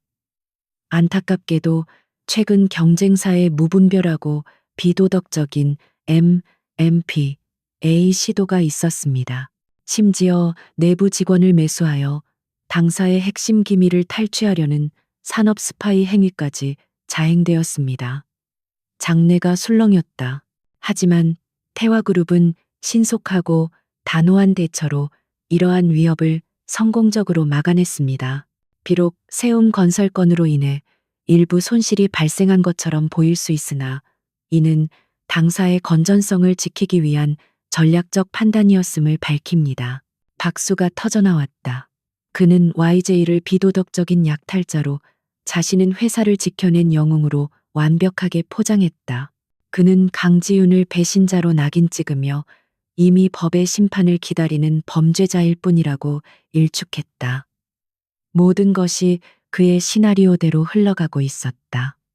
이제 이사회의 승진 안건만 통과되면 그는 태화그룹의 명실상부한 2인자 혹은 그 이상이 될 터였다. 이상으로 2분기 감사 보고를 마치겠습니다. 다음은 최진우가 의기양양하게 다음 안건으로 넘어가려던 바로 그 순간이었다. 그랜드 볼룸의 가장 뒤쪽 육중한 이중문이 둔탁한 소리와 함께 열렸다. 모든 사람의 시선이 그곳으로 향했다. 정적을 깨고 들어선 것은 이 자리에 있어서는 안 될 한 사람이었다. YJ 그룹 총수 권태민.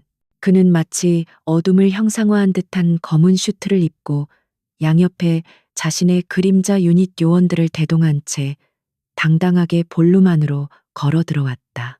기자들의 카메라 플래시가 광란처럼 터졌고 주주들은 경악과 혼란 속에서 수군거리기 시작했다. 최진우의 얼굴에서 처음으로 미소가 사라졌다. 그의 눈이 가늘어졌다. 권태민? 권태민 총수. 어떻게 된 일입니까? 여긴 태화그룹의 주주 총회장입니다. 태화 측 경호원들과 진행 요원들이 급히 그를 막아섰다. 하지만 권태민은 눈 하나 깜짝하지 않았다. 그는 품 안에서 서류 한 장을 꺼내 들었다. YJ그룹은 세움건설의 2대 주주입니다. 그리고 세움건설의 재무제표는 귀사 태화그룹의 연결 감사 대상이지요. 그의 차가운 목소리가 마이크 없이도 볼륨 전체에 울려 퍼졌다. 나는 오늘 세움건설의 주주 자격으로 방금 최진우 이사가 보고한 태화그룹의 거짓 감사 보고서에 대해 공식적인 이의를 제기하기 위해 이 자리에 왔습니다. 법적으로 완벽한 명분이었다. 경호원들은 감히 주주를 막아설 수 없었고 당황한 태화의 이사진은 서로 눈치만 볼 뿐이었다. 최진우는 순간 당황했지만 이내 냉정을 되찾았다. 좋습니다. 권 총수. YJ가 입은 손실이 꽤나 뼈아팠던 모양이군요. 하지만 이 자리에서 그런 억지를 부린다고 해서 달라지는 건 없습니다. 증거라도 있습니까? 그는 권태민이 MMA 실패의 분풀이를 하러 온 것이라 확신했다. 강지훈이 가진 데이터는 이미 자신이 통제하고 있다고 믿었기에. 증거? 권태민은 최진우를 향해 희미한 그러나 얼음장같이 차가운 미소를 지었다. 물론입니다. 하지만 그 증거를 제시할 사람은 제가 아닙니다. 그는 옆으로 한 걸음 물러섰다. 그리고 그의 뒤에 가려져 있던 단정하지만 결의에 찬 검은색 정장 바지 차림의 한 여자가 앞으로 걸어 나왔다. 강지윤이었다. 대한민국 전역에 수배령이 떨어진 산업 스파이가 적의 심장부, 자신을 매장하려 했던 바로 그 무대 한가운데에 제 발로 걸어 들어온 것이다. 그 순간 그랜드 볼룸의 시간은 멈췄다. 기자들의 플래시조차 터지는 것을 잊었다. 최진우의 얼굴은 경악을 넘어 공포로 새하얗게 질렸다. 강지윤? 네가 어떻게 저 여자를 당장 체포해. 저 여잔 범죄자라고. 최진우가 경호원들을 향해 고래고래 소리를 질렀다. 경호원들이 지윤에게 달려들려던 순간 권태민의 그림자 유닛 요원들이 한 발 앞서 그들을 가로막았다. 물리적인 충돌 직전에 일촉즉발 상황. 권태민이 다시 마이크 없이 입을 열었다. 그녀는 오늘 세움건설의 2대 주주인 나의 공식 회계 자문 자격으로 이 자리에 섰습니다. 그리고 핵심 증인입니다. 지우는 떨지 않았다. 그녀는 더 이상 쫓기는 도망자가 아니었다.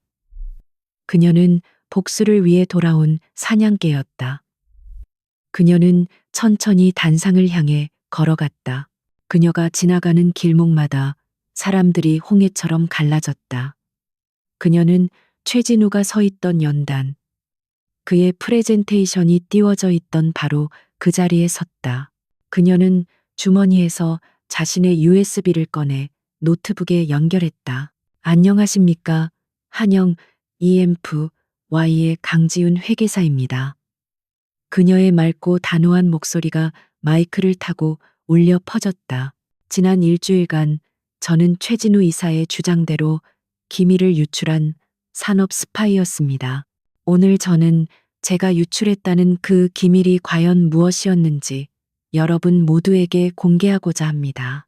그녀가 엔터키를 누르자 최진우의 화려한 실적 그래프는 사라지고 복잡하게 얽힌 자금 흐름도가 거대한 스크린을 가득 채웠다. 이것이 제가 발견한 태화그룹의 진짜 재무 상태입니다. 그녀는 레이저 포인터로 스크린의 한 지점을 가리켰다. 최진우 이사는 지난 5년간 여기 보시는 수백 개의 해외 유령 회사를 통해 태화그룹의 자산 총 1조 2천억 원을 횡령했습니다. 볼륨은 이제 물을 끼얹은 듯 조용해졌다. 모든 이가 숨을 죽이고 그녀의 발표에 집중했다. 그는 저에게 이 횡령 사실을 덮어씌우고 저를 제거하려 했습니다. 그녀는 차분하게 말을 이었다. 그리고 그는 이 횡령한 자금으로 다음 사냥을 준비했습니다. 바로 YJ그룹이 인수를 시도했던 세움건설입니다. 그녀는 두 번째 화면을 띄웠다.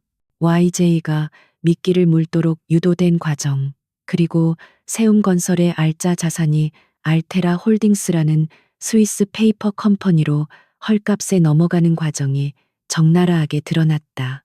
놀라운 점은 이 알테라 홀딩스가 태화의 비자금을 세탁하던 바로 그 창구와 동일하다는 것입니다. 지훈의 목소리에 힘이 실렸다.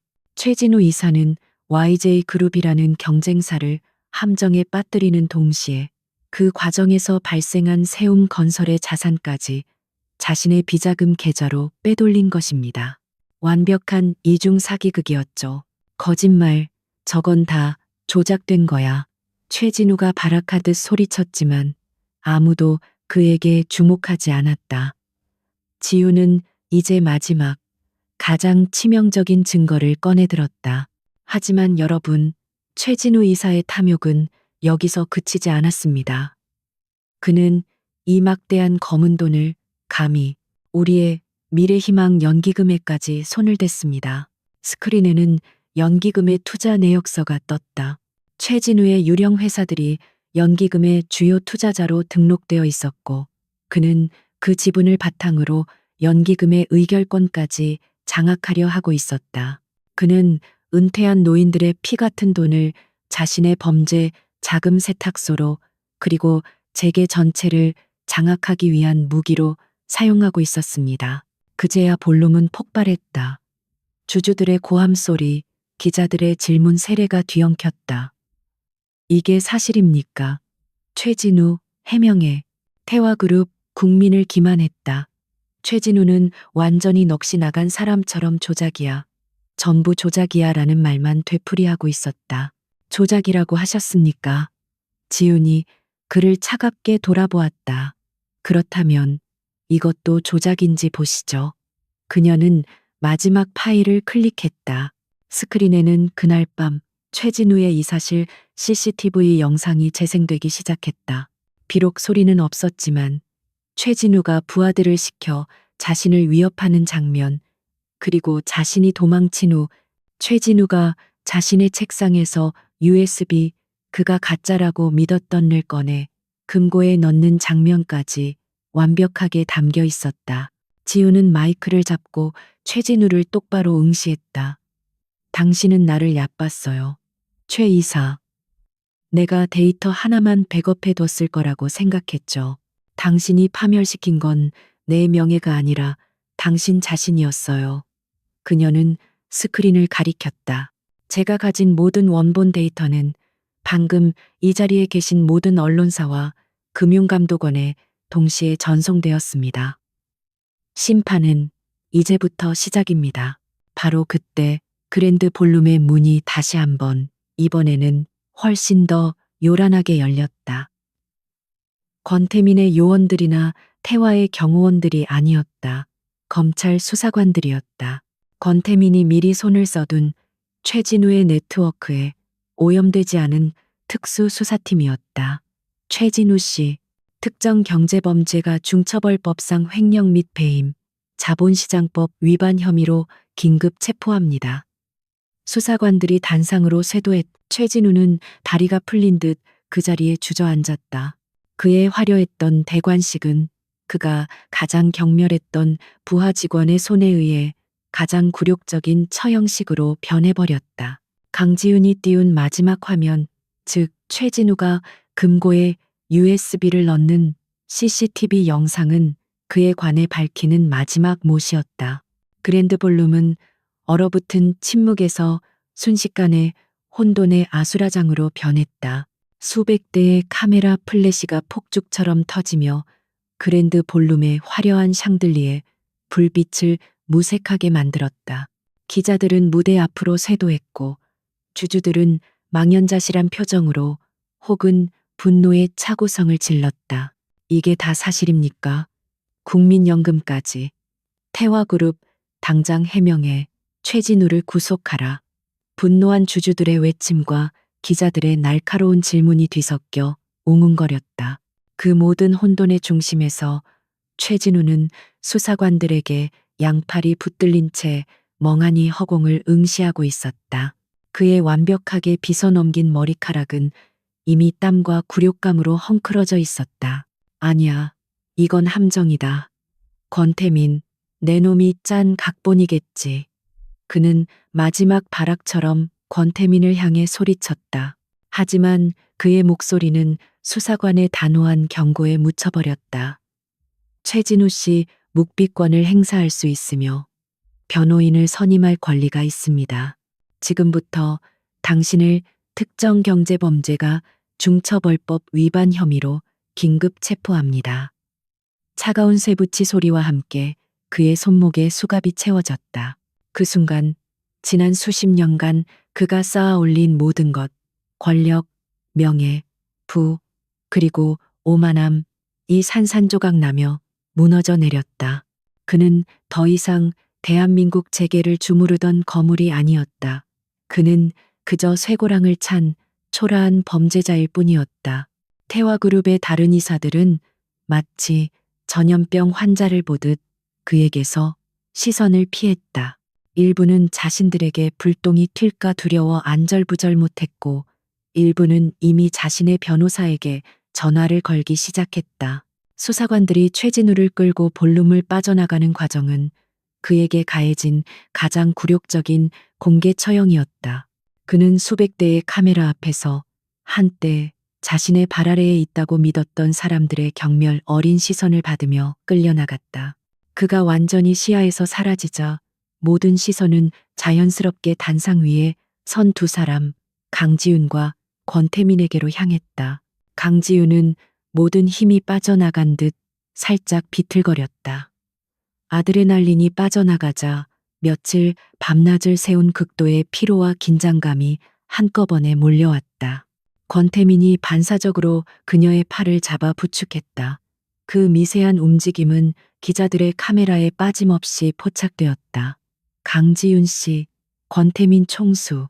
기자들이 두 사람을 향해 돌진했다. 권태민의 그림자 유닛 요원들이 즉시 그들 주위에 인간 방패를 쳤다. 권태민은 지윤을 자신의 등 뒤로 살짝 보호하듯 세우고 앞으로 나섰다. 그의 목소리는 이 혼란스러운 상황 속에서도 이상할 정도로 차분하고 강력했다. 오늘 이 자리는 한 개인의 비극적인 배신을 넘어 우리 사회의 가장 어두운 단면을 드러냈습니다. 그는 모든 카메라를 하나하나 응시하며 말했다. YJ그룹은 오늘 강지윤 회계사가 목숨을 걸고 밝혀낸 이 진실이 정의롭게 심판받을 수 있도록 모든 법적, 물적 지원을 아끼지 않을 것입니다. 한 기자가 날카롭게 소리쳤다. YJ그룹은 이번 사태를 경쟁사인 태화를 무너뜨릴 기회로 이용하는 것 아닙니까? 권태민은 예상했다는 듯 조소조차 띄지 않았다. YJ는 불법적인 방법으로 경쟁사를 이길 생각이 없습니다. 우리의 관심은 오직 하나, 미래 희망 연기금을 포함한 자본시장의 투명성과 공정성을 회복하는 것입니다. YJ그룹은 검찰의 수사에 그 누구보다 적극적으로 협조할 것이며 이 과정에서 드러나는 모든 불법적인 유착 관계를 뿌리 뽑는데 일조할 것입니다. 그의 선언은 태화그룹에 대한 선전포고이자 동시에 YJ그룹을 정의의 심판자 위치에 올려놓는 완벽한 전략적 발언이었다.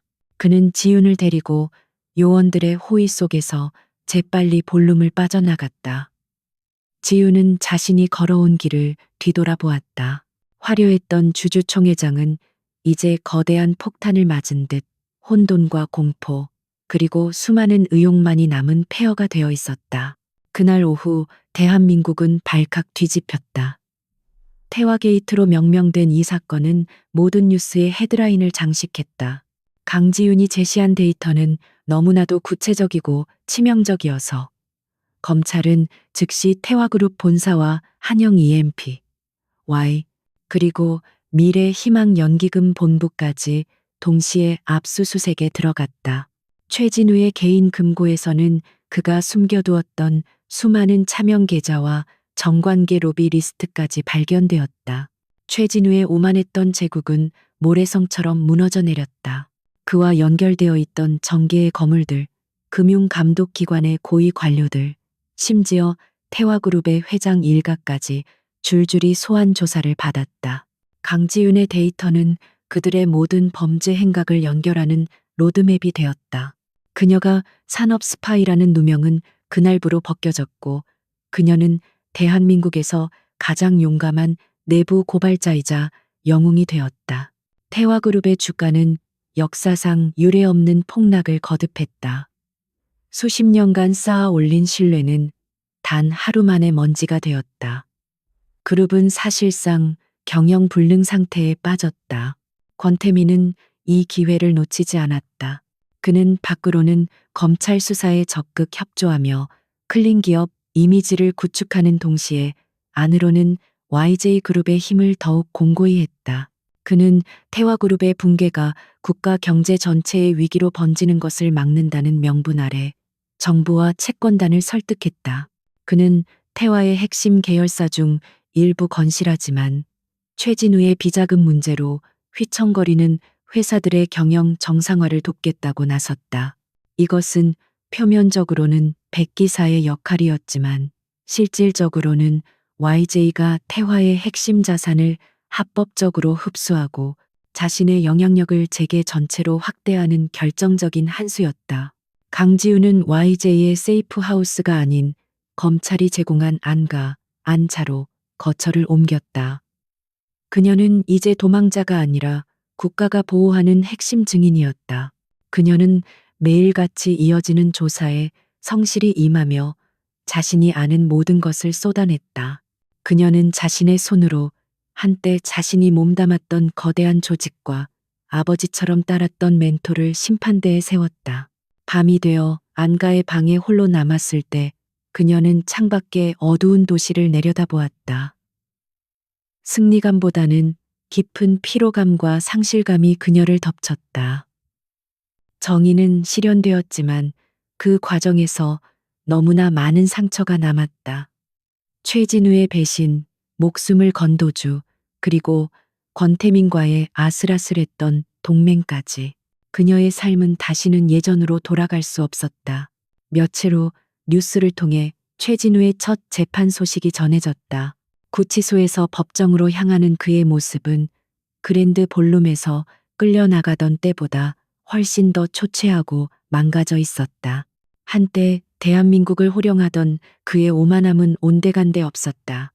오직 패배자의 공허한 눈빛만이 남아 있었다. 오만한 자의 몰락은 그렇게 너무나도 빠르고 완벽하게 이루어졌. 몇 주가 흘렀다. 대한민국을 뒤흔들었던 태화 게이트의 광풍은 검찰의 대대적인 수사와 관련자들의 줄이은 구속으로 서서히 정리 국면에 접어들고 있었다. 강지우는 더 이상 검찰 안가에 머물지 않았다.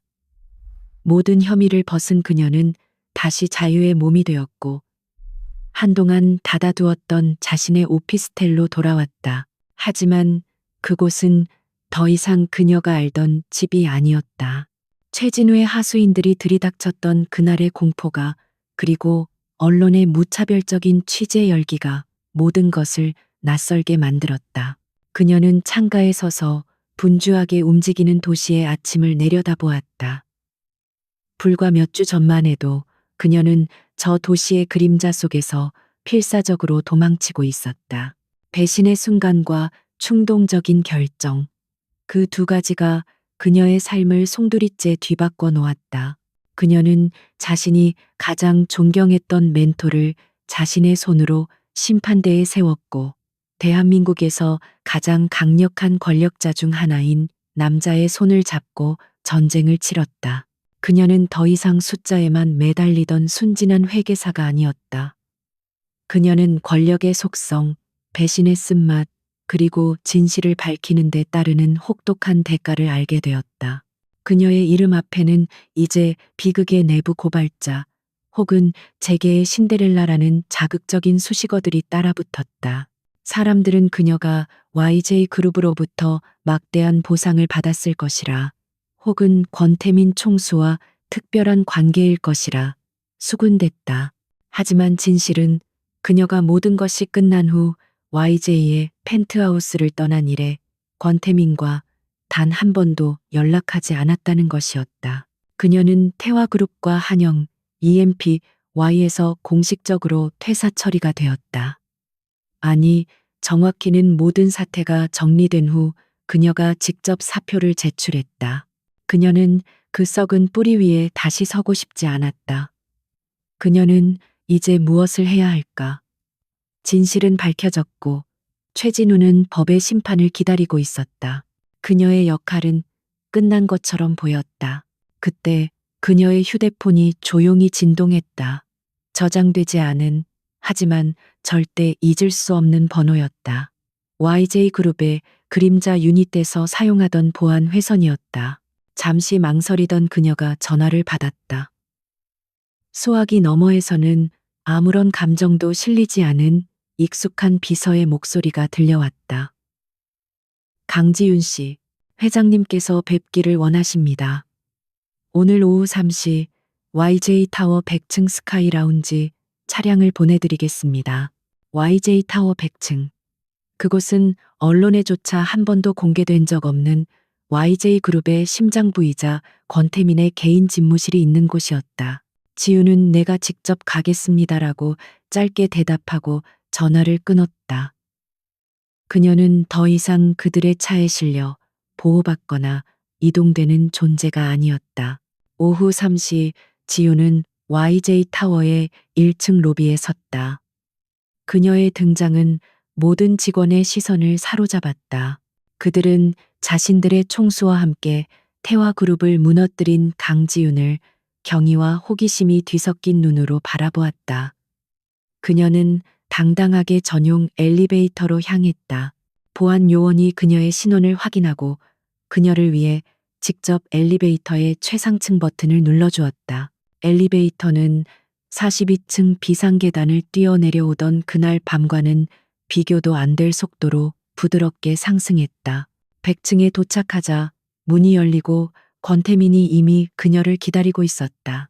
그곳은 집무실이라기보다는 사방이 통유리로 되어 서울 전체가 발 아래에 펼쳐지는 거대한 전망대 같았다.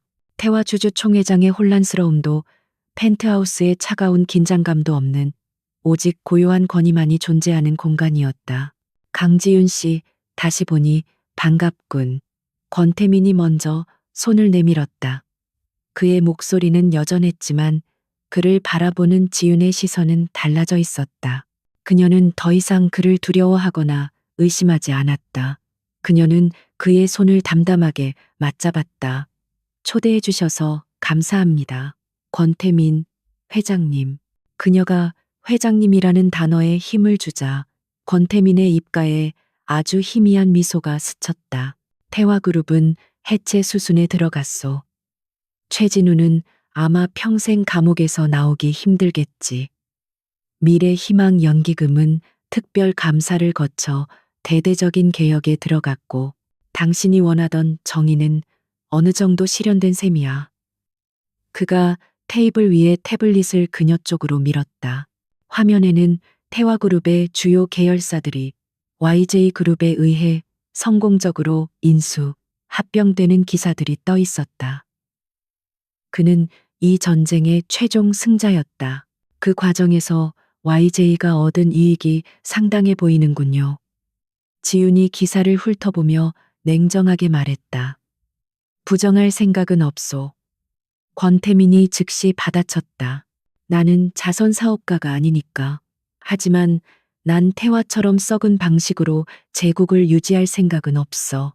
YJ는 더 깨끗하고 더 강해야 하오. 그러기 위해서는 당신 같은 사람이 필요해. 그것이 본론이었다. 무슨 말씀이시죠? 강지윤 씨, YJ 그룹으로 오시오. 그는 지윤을 정면으로 응시했다. 당신을 위해 새로운 부서를 만들었소. 기업 거버넌스 및 리스크 평가실. 그룹 내 모든 계열사의 재무 흐름과 MMP, A 과정을 감시하고 그 어떤 불법이나 비리도 사전에 차단하는 오직 나에게만 직보하는 독립기구요. 그는 지윤에게 거부할 수 없는 제안을 하고 있었다. 당신의 그 집요함, 그 숫자 뒤에 숨은 진실을 꿰뚫어 보는 능력. 난 그걸 YJ를 방어하고 동시에 YJ를 공격하는 무기로 쓰고 싶소. 최진우 같은 괴물이 다시는 이 바닥에 발붙이지 못하도록 하는 사냥개가 되어 달라는 말이오. 지우는 그를 바라보았다. 그는 여전히 그녀를 이용하려 하고 있었다. 하지만 그 이용의 방식은 달랐다. 그것은 그녀의 능력을 100% 인정하고 그에 걸맞은 권력을 주겠다는 제안이었다. 그녀는 더 이상 누군가의 희생양이 아니었다. 그녀는 YJ라는 거대한 제국의 감시자가 될 기회를 얻은 것이다. 그녀는 창밖을 내다보았다. 서울의 하늘은 그 어느 때보다 맑았다. 그녀의 삶을 덮쳤던 폭풍은 지나갔고 새로운 태양이 떠오르고 있었다. 그녀는 자신을 구해준 이 권력자 총수의 손을 잡고 새로운 길을 걸어가기로 결심했다. 하지만 그것은 순종이나 굴복이 아니었다. 좋아요, 회장님. 지윤이 돌아섰다. 그녀의 눈빛은 YJ 타워 100층의 태양빛을 받아 그 어느 때보다도 단단하고 총명하게 빛나고 있었다. 하지만 제 방식대로 할 겁니다. 제 칼날은 YJ 내부라고 해서 무뎌지는 일은 없을 테니까요. 권태민의 얼굴에 비로소 그랜드 볼룸에서 승리를 확신했을 때보다 더 깊은 진정한 만족의 미소가 떠올랐다. 그걸 원했소, 강 실장. 그는 이미 그녀를 강 실장이라 불렀다. 두 사람의 악수는 거대하고 위험했지만 동시에 가장 완벽한 파트너십의 시작을 알리고 있었다. 배신과 충동적인 결정으로 시작된 그녀의 이야기는 그렇게 스스로의 힘으로 쟁취한 새로운 새벽을 맞이하며 완벽한 해피엔딩을 고하고 있었다.